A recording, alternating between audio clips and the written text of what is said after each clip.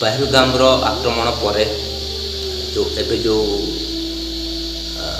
ପାକିସ୍ତାନ ପାଇଁ ଗୁଇନ୍ଦାଗିରି କରୁଥିବା କିଛି ଲୋକ ଭାରତରେ ଧରା ପଡ଼ିଛନ୍ତି। ଖାସ୍ କରି ନାଁ ଆସୁଛି ଜ୍ୟୋତି ମଲ୍ହୋତ୍ରା, ଆଉ ମଧ୍ୟ 4-5 ଜଣ ସାମିଲ ଅଛନ୍ତି ଏଥିରେ। ତ ଏହା ଗୋଟେ ଦୁଃଖଦାୟକ ନିନ୍ଦନୀୟ ଘଟଣା ଯେ ନିଜ ଦେଶର ନ ହୋଇ ଅନ୍ୟ ଦେଶ ପାଇଁ ଗୁଇନ୍ଦାଗିରି କରୁଛନ୍ତି ଭାରତରେ, ଆମ ଦେଶରେ। ପ୍ରଥମେ ମୋ କହିବା କଥା ହେଲା, ଯେଉଁମାନେ ଯାଉଛନ୍ତି ପାକିସ୍ତାନର ଏମ୍ବାସିକୁ ଦିଲ୍ଲୀରେ ଥିବା, ସେମାନଙ୍କ ଉପରେ କାହିଁକି ବହୁ ପରିମାଣରେ ନଜର ରଖାଯାଉନି, ବୁଝିପାରିଲେ କି?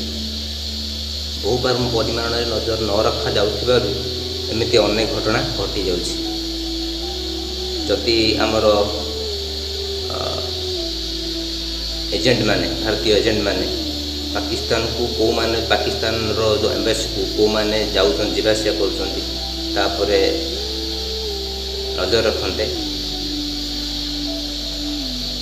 ଖୁବ୍ କମ୍ ଦିନ ଭିତରେ ସେମାନଙ୍କୁ ଯାଞ୍ଚ କରନ୍ତେ, ତାହେଲେ ଏଭଳି ଘଟଣା ଶୁଣିବାକୁ ମିଳନ୍ତା ନାହିଁ।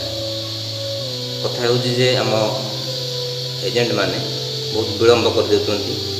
ଯଦି ଯାଉଛନ୍ତି, କୌଣସି ଲୋକ ବି ପାକିସ୍ତାନ ଏମ୍ବାସିକୁ ଯାଉଛନ୍ତି ଦେଖା କରିବା ପାଇଁ, ଯାଞ୍ଚ କରନ୍ତୁ ତା ବିଷୟରେ ଯେ ଏତେ କାହିଁକି ଯାଉଛି। ଘଟଣାଟା ଘଟି ସାରିଲା ପରେ ଯିବା ଧରିବା ତାଙ୍କୁ ବହୁତ ଡେରି ହେଇଯାଉଛି, ଏହା ଠିକ୍ ନୁହେଁ। ତୁରନ୍ତ ସେମାନଙ୍କୁ କ୍ୟାପଚର୍ କରିବା କଥା। ଆଜି ଯେମିତି ଆମ ଓଡ଼ିଆ ଝିଅ ଗୋଟେ, ତା'ର ନାଁ ବି ଆସୁଛି।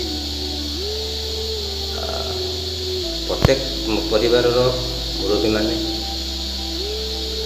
ଆପଣଙ୍କ ପିଲାମାନଙ୍କ ଉପରେ ନଜର ଦିଅନ୍ତୁ, କାହିଁକି କୁଆଡ଼େ ଯାଉଛି, କାହିଁକି ଯାଉଛି। ତ ଯଦି ନଜର ଦେବେ ତାହେଲେ ଏତେ ଦୁର୍ଘଟଣା ହେବନି। ବର୍ତ୍ତମାନ ସେମାନେ